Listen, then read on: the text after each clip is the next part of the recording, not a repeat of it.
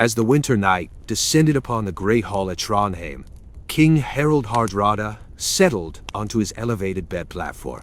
Servants had already banked the central hearth fire to a gentle glow, and the thick woolen curtains surrounding his sleeping area were drawn against the bitter Norwegian cold. The king's day had begun before dawn with military training, followed by hours of judgment and council, a hearty midday feast, an afternoon rest, more council meetings, and finally an evening of saga-telling and mead. Now, as the hall quieted and darkness enveloped the landscape, Harald prepared for what modern science would recognize as an ideal night's sleep, one that would restore his legendary strength and sharp mind for the challenges of rulership. What if the secret to perfect sleep has been lost to history? While we struggle with insomnia, sleep disorders, and the constant interruption of screens and artificial light, evidence suggests that Viking kings and nobles of the 8th to 11th centuries may have experienced sleep quality superior to both their contemporaries and to us in the modern world.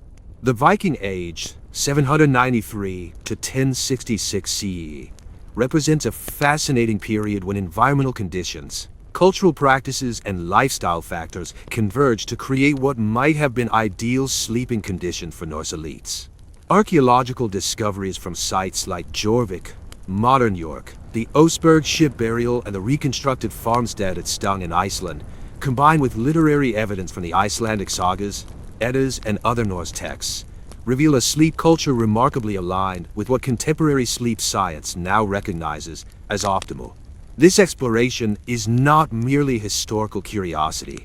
Understanding how Viking kings slept offers insights into our own relationship with sleep and how far we've strayed from practices that once came naturally. From their seasonal adaptation to extreme northern light conditions, to their use of specific herbs and sleeping arrangements, the Norse elite developed sleep habits that modern sleep researchers would approve of, even envy. As we journey through the sleeping practices of Viking nobility, we'll meet characters like King Harald, the Shield Maiden, Thyra, who serve as a royal bodyguard, and Halfdan the Healer, with his extensive knowledge of sleep-inducing remedies. Their stories, while fictionalized, are grounded in historical evidence and illustrate how the Norse approach to sleep supported their legendary vigor and resilience. Was the Viking reputation for ferocity and endurance partly due to their superior sleep? Let us explore how these northern rulers mastered the art of restorative rest and what lessons we might reclaim from their forgotten wisdom. The first key to understanding Viking sleep superiority lies in their geographic location. The Norse homelands of Scandinavia sit at high northern latitudes, creating dramatic seasonal variations in daylight that shape their entire relationship with sleep. King Olaf Tryggvason stood at the prow of his longship as it navigated the Norwegian fjords in midsummer. Though it was near midnight, the sky remained bathed in twilight, the famous white nights of the north. The king's body had naturally adjusted to this phenomenon. During summer months, he and his warriors slept less, but more intensely, maximizing the extended daylight hours for raids, trade, and construction. In summer we live as the gods intended, Olaf often told his men. When Sol's chariot barely dips below the horizon, we take our strength from her constant presence. Archaeological evidence from Norse settlements reveals a people intimately attuned to these natural light cycles. Unlike medieval kings further south, who increasingly relied on artificial light to extend their waking hours, Viking rulers worked with nature's rhythms rather than against them. This seasonal adaptation created a fascinating pattern. Concentrated activity during the bright summers, followed by periods of extended rest during the dark winters. What modern sleep scientists find remarkable about this pattern is how perfectly it aligns with our understanding of human chronobiology. The body's internal clock, the pineal gland, produces melatonin, our primary sleep hormone, in response to darkness. In the absence of artificial light, Viking nobles experienced a natural surge of melatonin during winter's extended darkness, promoting deeper and longer sleep periods. Gudrid, wife of a prominent jarl in Iceland, oversaw the household's transition to winter sleeping arrangements each autumn. As daylight diminished, she ensured that beds were moved closer to the central hearth and that extra furs and woolen blankets were distributed. The family's sleep schedule shifted naturally with earlier bedtimes and later risings. During the depths of winter, when darkness might last for 20 hours or more, the household would often experience what she called the double sleep, a long night's rest interrupted by a peaceful waking period of quiet activity before returning to slumber until dawn. This practice, which might seem strange to modern sleepers, matches what historians and sleep researchers now call biphasic or segmented sleep, a pattern believed to be natural to humans before artificial lighting altered our sleep architecture. Evidence from Norse sagas and archaeological findings suggest that Viking elites embraced this natural rhythm rather than fighting against it. The seasonal variations in Norse sleep patterns offered another advantage. They prevented the circadian disruption that plagues modern humans. Today we maintain the same sleep schedule year-round despite seasonal light changes, often relying on artificial light that suppresses melatonin production. Viking kings, by contrast, allowed their sleep timing to shift with the seasons, maintaining alignment between their internal biological clocks and external environmental cues.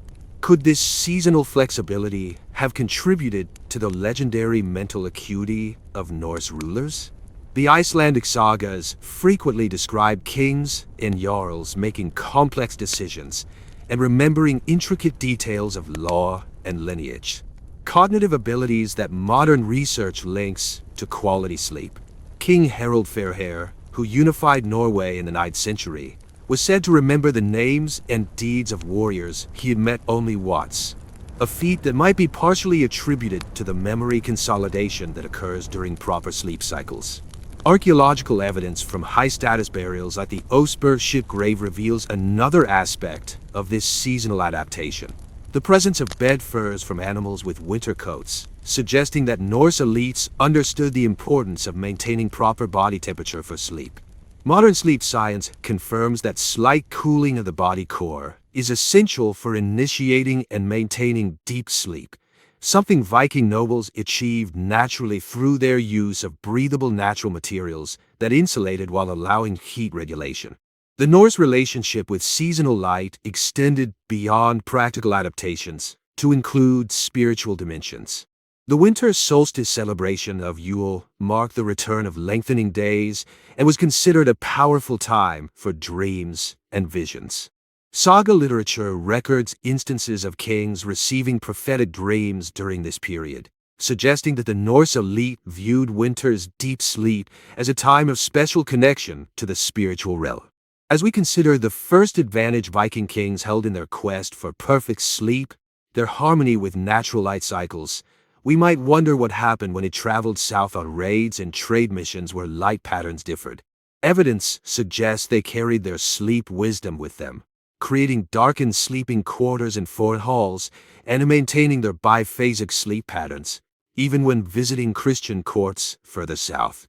This adaptability, combined with deep respect for natural rhythms, gave Norse rulers a foundation for sleep quality that most modern humans can only dream of achieving. One of the most striking differences between Viking sleep and our modern approach lies in what sleep historians call biphasic or segmented sleep, a pattern that appears to have been normal throughout much of human history until the Industrial Revolution. Jarl Sigurd of the Orkney Islands woke naturally in the middle of the night, the great hall around him quiet except for the occasional crackle from the bank hearth fire and the deep breathing of his household. This midnight waking was not insomnia, as we might think of it today, but a natural interval between what the Norse called first sleep and second sleep. The Jarl rose quietly, added a log to the fire, and poured a small horn of mead.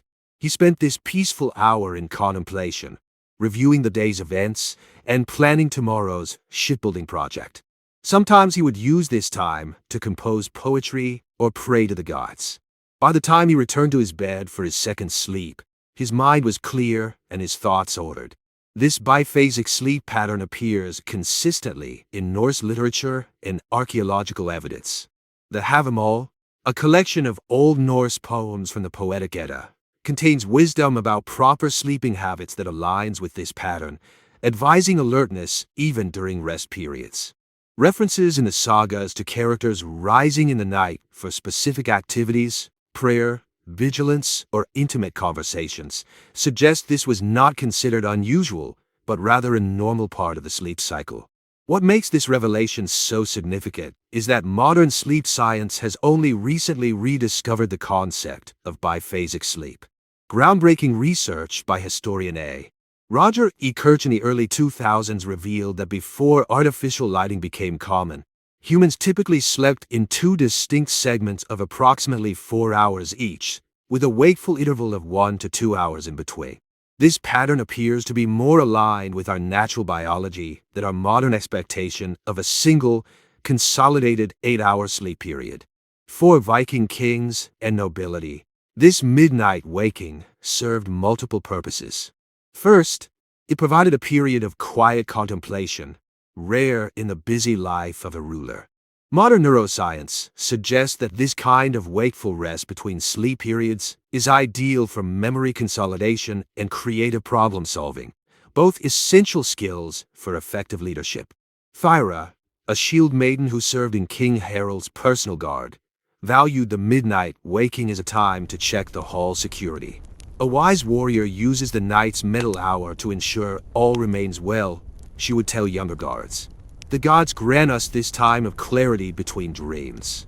Archaeological evidence from high-status Viking longhouses shows architectural features that support this practice, including central pathways that allowed movement without disturbing sleepers, and elevated platforms where guards could maintain vigilance during these midnight hours. The midnight waking also serves social and intimate functions. Saga literature contains numerous examples of important conversations happening during this interval. The Laxdela saga describes husband and wife discussing important family matters during the night wake, while other texts mention kings receiving messengers or holding private councils during this time. For Norse elites, this period provided a rare opportunity for uninterrupted conversation away from the constant activity and limited privacy of daytime in the Great Hall. This biphasic pattern offered physiological benefits as well. Modern sleep research indicates that interrupted sleep, when it follows the natural pattern of completing a full sleep cycle before waking, does not have the negative effects of the fragmented sleep many modern people experience. In fact, some studies suggest that this biphasic pattern may better support the different types of sleep our brains require. During first sleep, Viking nobles would have experienced a higher proportion of slow-wave sleep, SWS, the deepest, most physically restorative sleep phase. The midnight waking then provided a natural break before second sleep, which typically contains a higher proportion of REM, rapid eye movement sleep, associated with dreaming, emotional processing, and creative thinking. This natural segmentation may have optimized both types of sleep in ways that our modern consolidated sleep fails to achieve. The Norse cultural attitude toward dreams and night visions further enhanced this practice. Dreams were considered significant communications from the gods or the dead, particularly for kings and jarls who were believed to have special connections to the divine. The Heimskringla, a collection of sagas about Norwegian kings, records numerous instances of rulers receiving prophetic dreams that guided their decisions. The midnight waking provided time to reflect on dreams from first sleep, potentially enhancing their recall and interpretation. A practice supported by modern research showing that dream recall is strongest immediately upon waking. Perhaps most intriguing is how this biphasic pattern might have influenced Norse creativity and problem solving.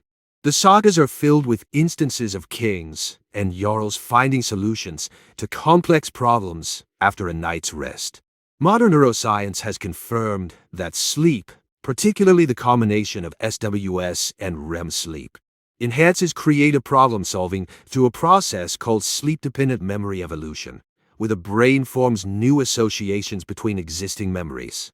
By embracing rather than fighting against natural biphasic sleep, Viking rulers may have optimized this cognitive process.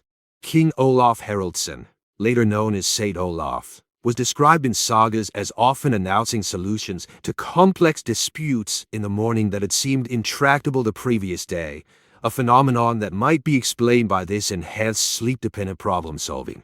How drastically different this is from our modern approach, where waking in the night is considered a sleep disorder to be medicated rather than a natural opportunity for reflection and creativity.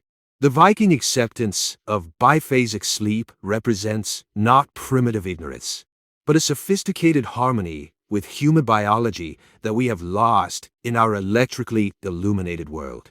As artificial lighting spread throughout Europe in later centuries, this natural sleep pattern gradually disappeared from historical records.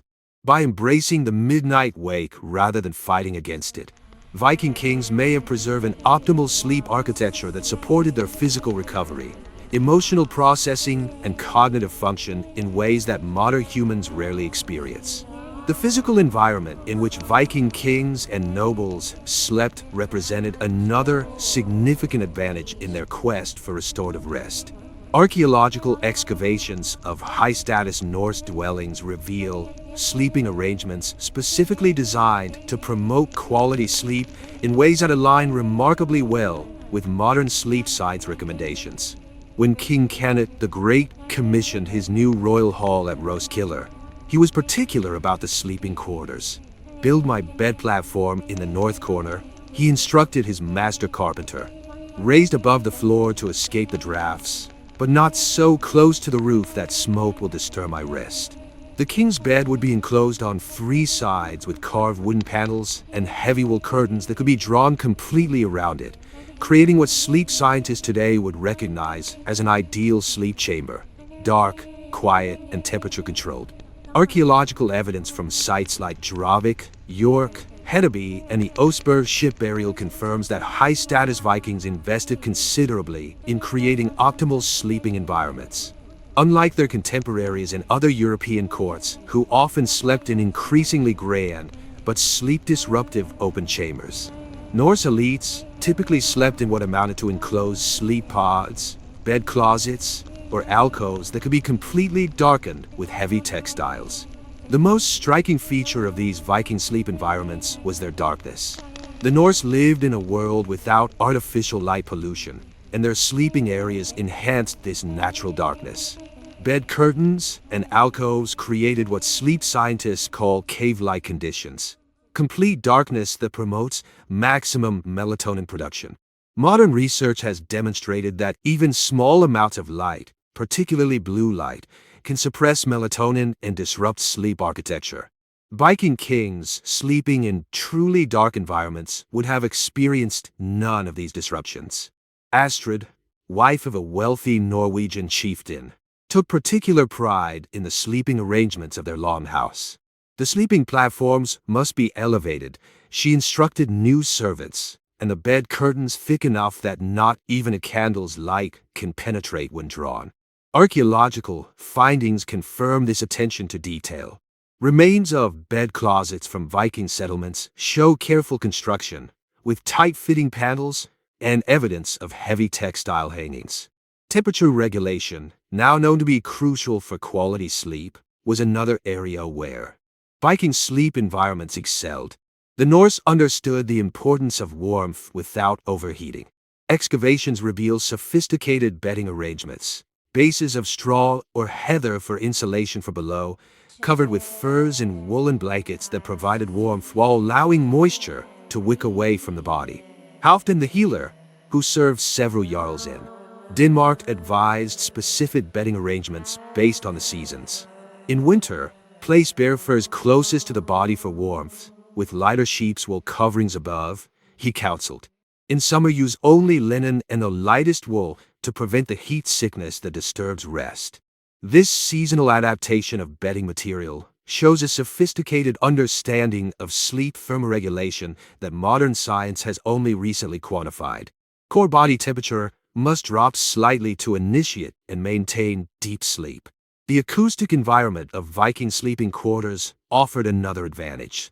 The thick walls of Norse longhouses, often constructed with double layers of timber with insulating materials between, provided significant sound dampening. High-status bed closets added another layer of sound isolation, while lower-ranking members of the household might sleep in more open areas of the hall. Kings and jarls enjoyed sleeping spaces where sound was minimized, another factor that sleep science identifies as crucial for uninterrupted deep sleep. Archaeological evidence from sites like Stang in Iceland reveals another ingenious feature of Viking sleep architecture: the placement of sleeping areas in relation to heat sources. Bed platforms were typically positioned along the walls of the longhouse, at a carefully calculated distance from the central hearth, close enough to benefit from radiant heat, but far enough to avoid overheating or smoke exposure. This arrangement created temperature gradients that allowed sleepers to regulate their comfort by adjusting their position or bedding. Could the positioning of the king's bed have served purposes beyond physical comfort? But saga literature suggests symbolic and practical considerations as well. The high seat, hasidi, of the king or jarl, his seat of power during waking hours, was often positioned near his sleeping area, creating a continuous space of authority. Some archaeological evidence suggests that royal sleeping platforms were slightly elevated above others, maintaining the hierarchical organization even during rest. Air quality, now recognized as a critical factor in sleep health, was also addressed in Norse sleeping arrangements. Despite the common misconception of smoke-filled Viking halls, archaeological evidence indicates sophisticated ventilation systems in high-status dwellings. Roof vents were positioned to draw smoke upward, away from sleeping areas, and bed closets often had small adjustable openings for air circulation. The Norse preference for certain aromatic woods in their hearth fires, particularly pine and birch, may have inadvertently created what we might now call sleep-promoting aromatherapy, as these scents contain compounds known to reduce stress and promote relaxation. The sensory aspects of Viking sleep environments extended to touch as well. Textile fragments recovered from high-status burials show that Norse elites had access to surprisingly fine fabrics. Linen sheets, which naturally wick moisture and regulate temperature, appear in several royal-level graves. Wool of varying weights provided adaptable insulation, while fur bedding, particularly bear, wolf, and fox, offered both warmth and status symbols.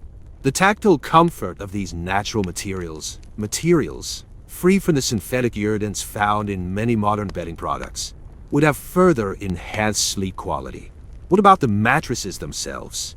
Unlike the rock-hard sleeping surfaces often depicted in popular culture, archaeological evidence suggests that Viking elites slept on surprisingly comfortable beds. Mattress materials typically included layers of straw, wool, feathers, or down for high-status individuals. The Osberg ship burial containing the remains of a high-status woman, possibly a queen, included fragments of what appears to have been a feather mattress, a luxury that provided both insulation and pressure relief.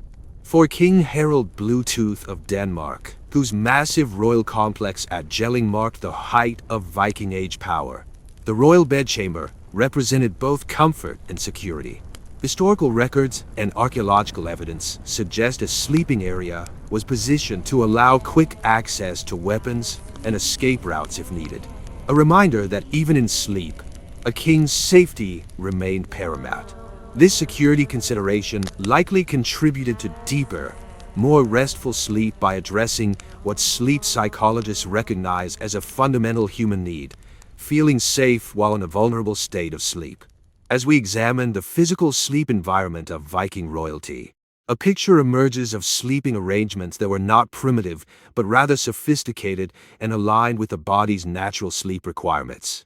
The darkness, temperature control, sound dampening, air quality, and tactile comfort of these royal sleep spaces created conditions that many modern sleep scientists would consider ideal, and that many contemporary humans, despite our technological advantages, fail to achieve in our light-polluted, noise-filled, temperature-controlled, but poorly ventilated modern bedrooms. The Viking approach to nutrition, particularly among the elite classes, created another significant advantage for sleep quality.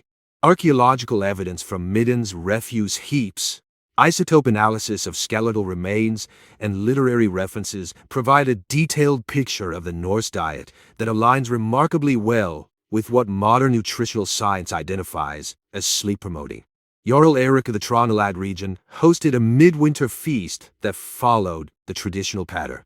The main meals served in mid-afternoon, well before sunset.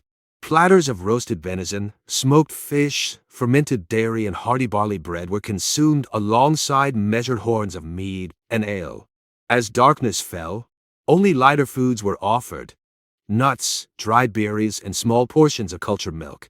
By the time the saga-telling began around the hearth, the heavy digestion of the main meal was complete, allowing both host and guest to eventually retire without the sleep-disrupting effects of late-night eating. This timing of meals represents one of the most significant nutritional advantages Viking elites held for sleep quality. Unlike later medieval courts, where evening feasting became increasingly elaborate and extended into the night, Norse cultural practices typically placed the largest meal of the day in the afternoon. Archaeological evidence from high-status settlements confirms this pattern, with cooking areas showing peak activity several hours before sunset. Modern chronobiology research has demonstrated that meal timing significantly impacts sleep quality. Eating too close to bedtime disrupts the body's natural transition to sleep mode as digestive processes compete with the body's preparation for rest. The Viking practice of earlier meal timing, with at least 3 to 4 hours between the main meal and sleep, allowed digestive processes to complete before bedtime, promoting deeper sleep and reducing sleep-disrupting acid reflux.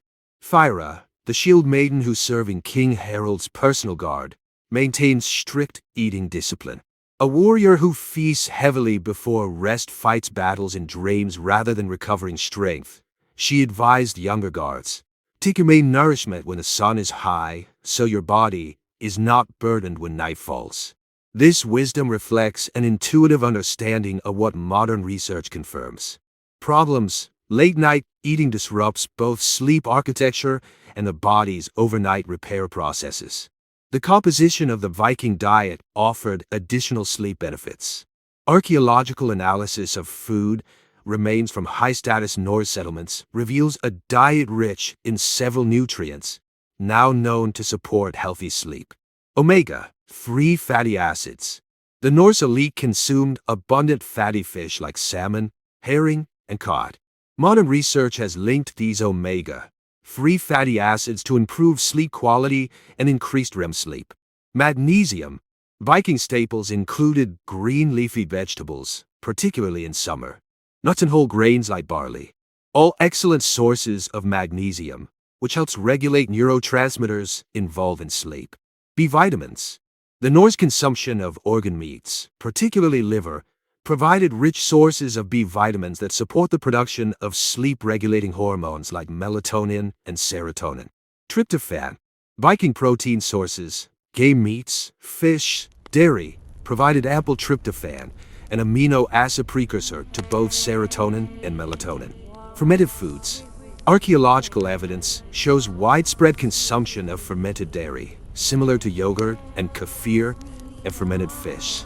Modern research suggests that fermented foods support gut microbiome health, which increasingly appears connected to sleep quality through the gut-brain axis. King Olaf Tryggvason was known for his particular attention to pre-sleep nutrition. The Heimskringla records that he preferred cultured milk with honey and hazelnuts in the evening, a combination that modern nutritional science would recognize as nearly perfect for promoting sleep.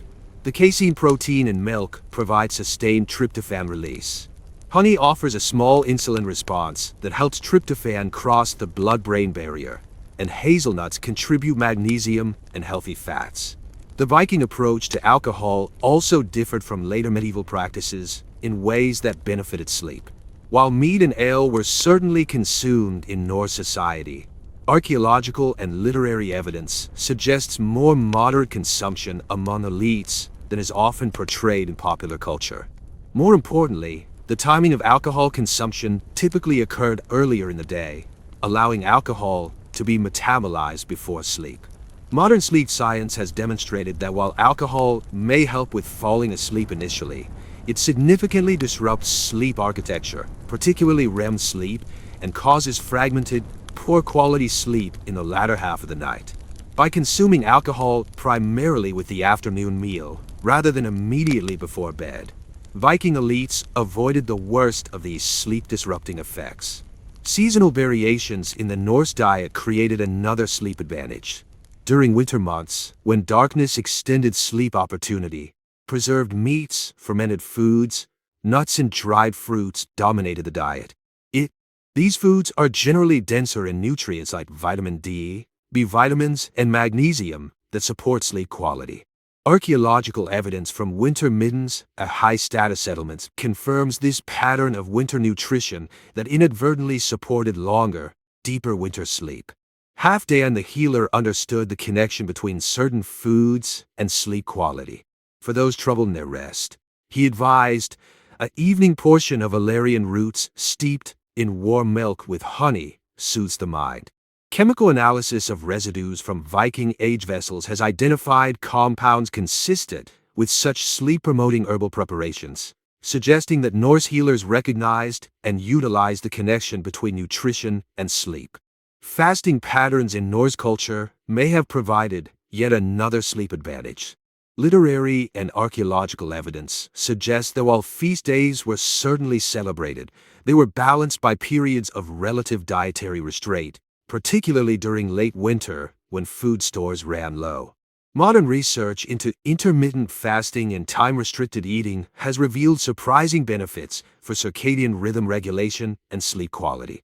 The natural seasonal variation in food availability may have inadvertently created beneficial fasting patterns that supported the Viking sleep cycle. The Norse approach to hydration also supported sleep quality. Saga literature frequently mentions the drinking of clear spring water, particularly in the evening.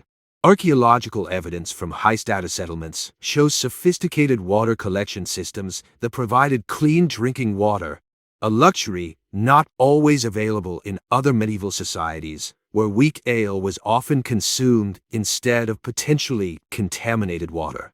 Proper hydration without the diuretic effects of alcohol would have reduced the need for nighttime urination, allowing for more consolidated sleep. For King Kenneth the Great, who ruled both England and Denmark, adapting to different food traditions presented challenges. Historical records suggest he maintained Norse eating patterns even in his English court, insisting on the afternoon main meal and lighter evening fare, despite the increasingly fashionable late feasting in Anglo-Saxon England. This adherence to traditional Norse meal timing may have contributed to his legendary energy and mental acuity, which contemporary chronicles noted even in his later years. The Norse understanding of food's impact on sleep extended to avoiding certain sleep-disrupting combinations. Saga literature contains references to avoiding heavy, fatty meats close to bedtime, an intuitive understanding that aligns with modern research showing that high-fat meals before sleep can disrupt sleep architecture and reduce sleep quality. As we examine the nutritional practices of Viking elites, we see not primitive eating patterns but sophisticated nutritional timing that supported optimal sleep in ways that many modern humans fail to achieve. By consuming their largest meals earlier in the day, emphasizing sleep-supporting nutrients, moderating evening alcohol intake, and adapting their diet seasonally, Viking kings and jarls created nutritional conditions highly conducive to quality sleep. Another advantage in their quest for perfect rest, the Viking relationship with plants extended far beyond basic nutrition into a sophisticated understanding of herbs that could influence sleep quality. Archaeological findings, residue analysis from vessels, and references in Norse literature reveal a pharmacopoeia of sleep-enhancing botanicals that would have given Viking elites yet another advantage in their quest for perfect rest. Halfdan the healer moved carefully through the royal herb garden at twilight, selecting specific plants for King Harald's evening drink. "The king faces battle decisions tomorrow," he murmured to his apprentice, "so Tonight, we prepare the sleep of clarity. Into his gathering basket went sprigs of linden flowers, valerian root, and chamomile blossoms. Back in the preparation area, he would steep these in hot water, add a measure of honey, and serve it in the king's personal drinking horn as the evening sadhus began, ensuring that by the time the king retired, the herb's sleep-enhancing properties would be taking effect.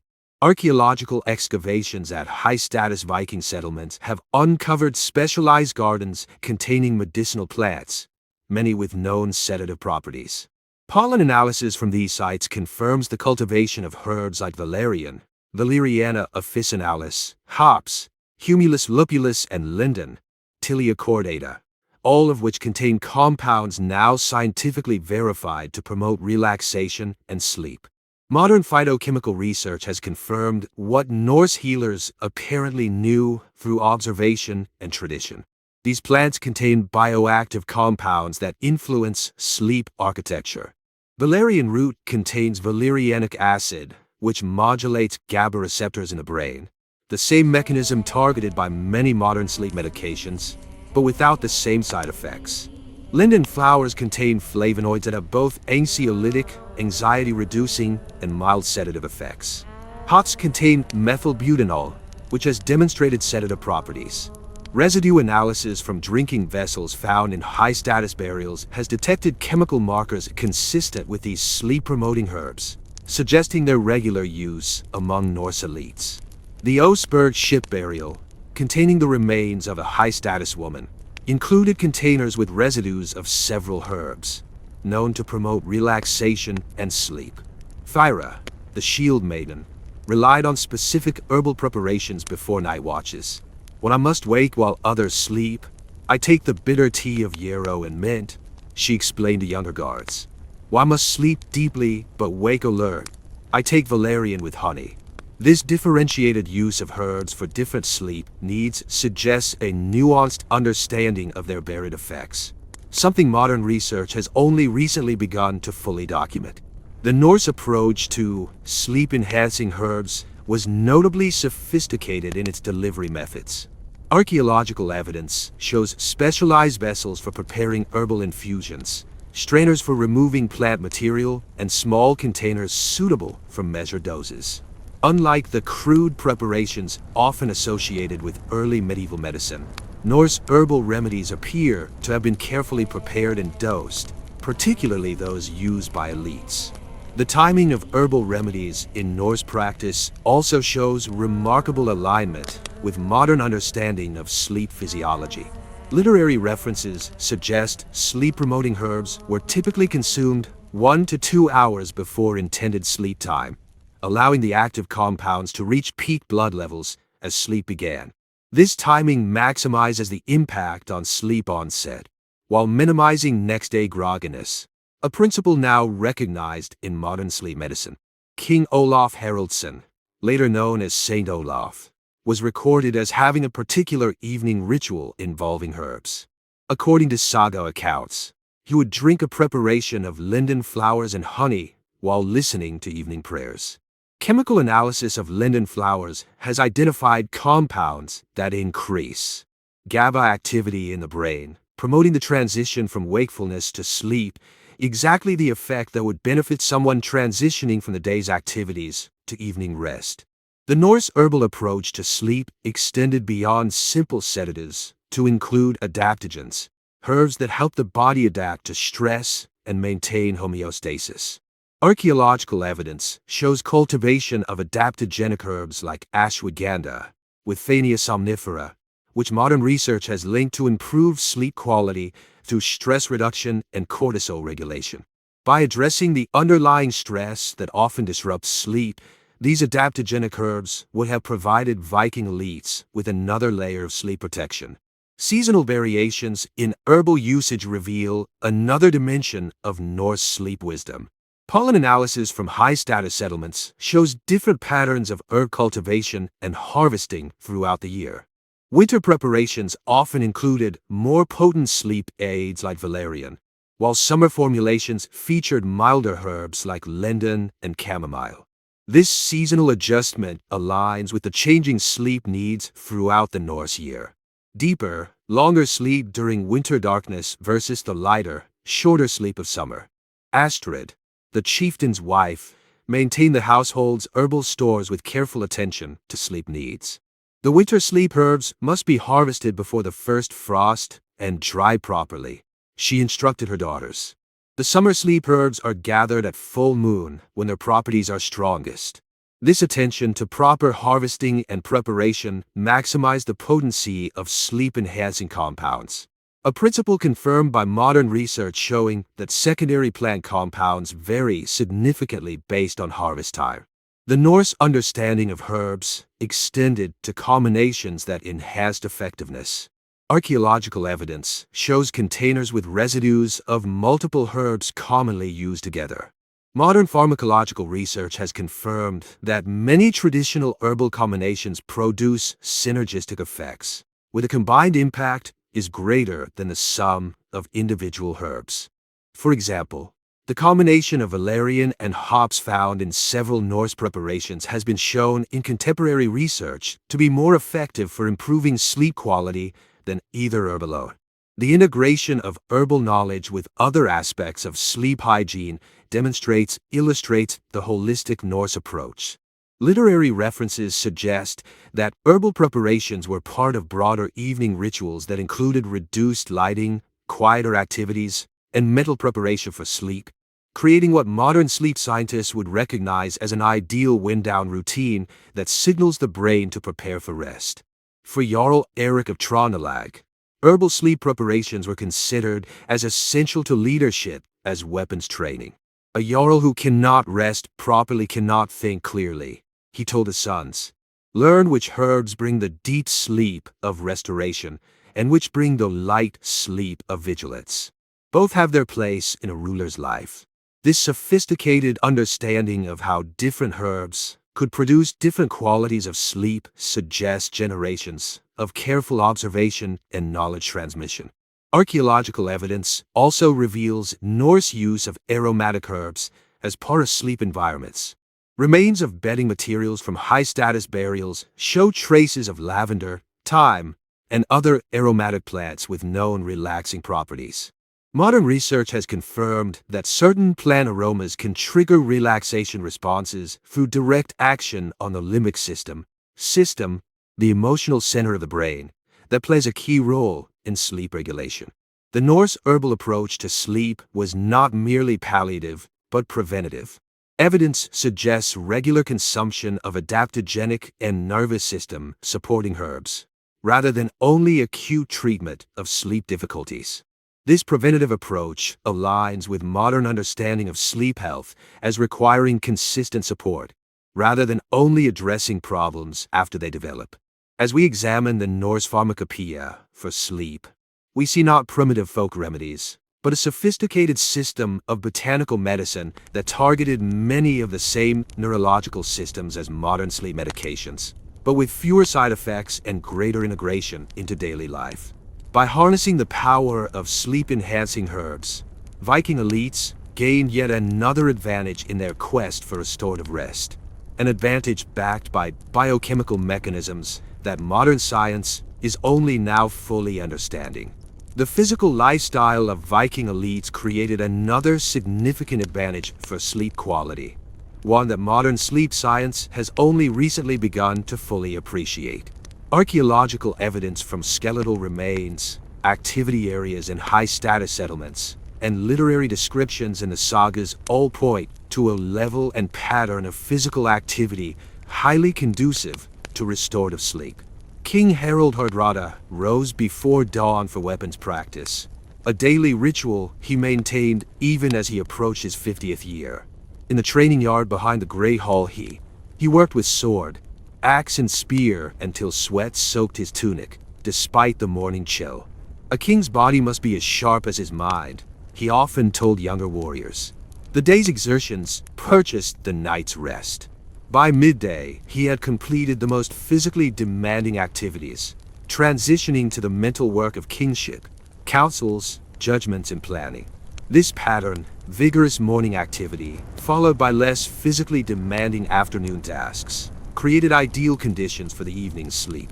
to improve sleep quality and mental health. The storytelling dimension of communal sleep created another advantage. Literary sources describe the custom of saga-telling in the evening hours as the household prepared for sleep. Modern sleep research has identified structured narrative exposure before sleep as beneficial for both sleep onset and emotional processing during subsequent REM sleep. By engaging with cultural narratives before sleep, Viking elites may have optimized both how quickly they fell asleep and the emotional regulation functions of sleep itself. Jarl Sigurd was known for requesting specific sagas before sleep, often tales that related to challenges he was currently facing. Tonight, tell of how King Harald navigated the dispute between rival jarls he might request, seemingly understanding intuitively what modern sleep science has confirmed. In pre-sleep, cognitive content influences dream content and problem-solving during sleep. The communal sleep arrangement also facilitated what sleep scientists call social entrainment of circadian rhythms. Archaeological evidence shows that Viking longhouses typically had few windows and one main door, meaning light exposure was similar for all occupants. This shared light pattern helps synchronize melatonin production and release across the group, creating more consistent sleep-wake cycles than our modern individualized light exposure patterns. For King Canute, whose responsibilities often required travel between England and Denmark, this social entrainment would have provided significant advantages in managing what modern travelers would recognize as jet lag. Historical records suggest he traveled with a core household who maintained consistent routines, creating a portable social zeitgeber that would help stabilize his circadian rhythms despite geographical transitions. The Norse communal sleep pattern also included important developmental dimensions. Archaeological and literary evidence suggests that children slept in the same spaces as adults, with infants typically near mothers and older children grouped by age and gender. Modern developmental psychology has identified numerous benefits to this arrangement, including security-based attachment and the unconscious learning of adult sleep patterns, creating healthier lifetime sleep habits than the isolated sleep environments common in contemporary Western societies.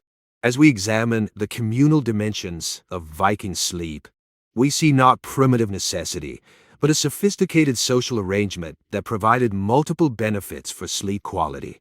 Distributed vigilance, allowing deeper, individual sleep, social thermoregulation in cold environments, health monitoring, consistent timing cues, pre-sleep narrative exposure, synchronized circadian entrainment, and developmental advantages.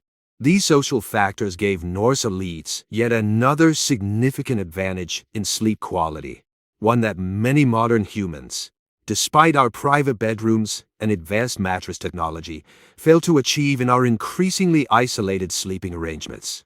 As we conclude our exploration of Viking sleep patterns, a compelling picture emerges of why Norse kings and elites likely experience superior sleep quality compared to both their contemporaries and modern humans.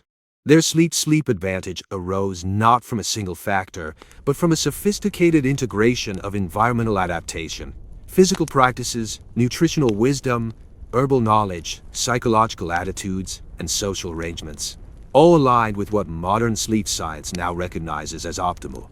King Harald Hardrada stood at the prow of his longship as it approached the Norwegian coast after a successful trading expedition.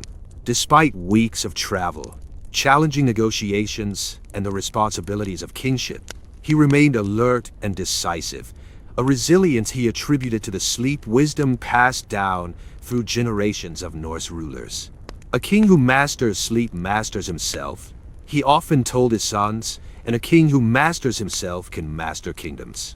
This exploration of Viking sleep practices offers more than historical curiosity. It provides valuable insights for our modern relationship with rest. While we cannot, and should not, attempt to recreate all aspects of Viking life, several key principles emerge that remain relevant across the centuries. Harmony with natural light cycles. The Vikings' seasonal adaptation to changing daylight represents perhaps their greatest sleep advantage. Modern research confirms that aligning sleep patterns with natural light, using earlier bedtimes in winter and accepting seasonal variations significantly improves sleep quality. Even in our electrified world, we can benefit from reducing artificial light exposure after sunset and increasing morning sunlight exposure. Embracing biphasic sleep, the Norse acceptance of segmented sleep patterns aligns with emerging research suggesting this may be our natural sleep architecture. Temperature. Rather than viewing middle of the night waking as insomnia, we might reconsider it as a natural vigilance period, a time for reflection, quiet creativity, or peaceful awareness before returning to sleep. Creating optimal sleep environments, the Viking attention to darkness, temperature control, and comfortable but natural bedding materials remains relevant. Modern sleep science confirms that truly dark sleeping spaces, slightly cool temperatures, and natural bedding materials significantly improve sleep architecture. Timing nutrition appropriately. The Norse practice of earlier main meals and lighter evening fare aligns perfectly with contemporary research on chrononutrition. Modern studies confirm that allowing several hours between eating and sleeping improves both sleep quality and metabolic health. Leveraging plant wisdom. While modern pharmaceutical sleep aids have their place, the Viking use of mild herbal sleep supporters, particularly those with cumulative rather than acute effects, offers a gentler alternative worth reconsidering under appropriate medical guidance. Physical activity patterns. The Viking approach to varied, primarily morning and midday physical exertion, followed by gradually decreasing activity into the evening, creates ideal conditions for quality sleep. A pattern modern exercise physiology confirms as optimal psychological approaches to rest. Perhaps most relevant to our stress-filled modern lives is the Norse attitude towards sleep as valuable, necessary, and meaningful. Not merely downtime to be minimized. Their practices of mental compartmentalization, evening wind-down rituals, and acceptance of natural rhythms offer powerful psychological tools for improving sleep, reconsidering social dimensions. While the fully communal sleeping arrangements of Viking longhouses may not suit modern preferences, their understanding of sleep as a social activity with shared timing and collective security contains wisdom we might partially reclaim, perhaps through more consistent family sleep schedules or partner-supported sleep practices. Thyra, who had served 3 kings as a shield maiden, reflected on the sleep wisdom she had gathered over decades. The warrior who fights sleep fights a battle already lost. The wise warrior instead makes sleep an ally, understanding its rhythms, respecting its needs, and harnessing its power for the real battles of daylight hours. Archaeological evidence suggests this wisdom served Viking elites well. Skeletal remains from high-status burials show fewer stress markers and better overall health indicators than their contemporaries in other European societies. While we cannot directly measure their sleep quality across the centuries, the physical evidence supports the literary accounts of Norse rulers maintaining mental acuity and physical vigor well into what was, for the medieval period, advanced age. For Halfdan the Healer, the connection between sleep and overall vitality was clear. Sleep is the great restoration, the time when wounds heal, strength returns, and the mind clears. A ruler who masters the art of sleep masters the art of rulership itself. Modern medical research has confirmed this ancient wisdom, demonstrating that sleep quality affects everything from cognitive function and emotional regulation to immune response and cardiovascular health. As our modern society faces what many sleep scientists call sleep crisis, with insufficient and poor quality sleep affecting public health, safety, productivity, and well-being, the Viking approach to sleep offers valuable historical perspective. Their sleep practices were not primitive necessities, but sophisticated adaptations that aligned remarkably well with human biology. Adaptations we have lost in our artificially lit, constantly connected, schedule-driven modern world. King Olaf watched as his young son struggled to settle into sleep, the boy's mind still racing with the day's excitement. The greatest strength, the king told him quietly, is knowing when to set strength aside. Even Thor must rest his hammer. Even Odin must close his eye. Sleep is not weakness, but wisdom, the wisdom to restore what daylight depletes. This Norse understanding of sleep as wisdom rather than weakness, as an active process of restoration rather than passive unconsciousness, perhaps represents their most valuable sleep lesson for our modern world. By reclaiming some elements of this ancestral sleep wisdom and integrating it with our scientific understanding, we might rediscover what Viking kings knew through observation and tradition.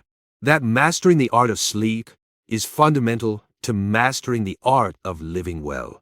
While we cannot return to the longhouses and seasonal rhythms of the Viking age, we can learn from their aligned approach to sleep, recognizing that quality rest comes not from a single practice or product, but from a holistic pattern of living that respects our biological nature. In this recognition lies the true legacy of Viking sleep wisdom, not just a historical curiosity, but a reminder of what we have lost and might yet reclaim in our quest for restorative rest.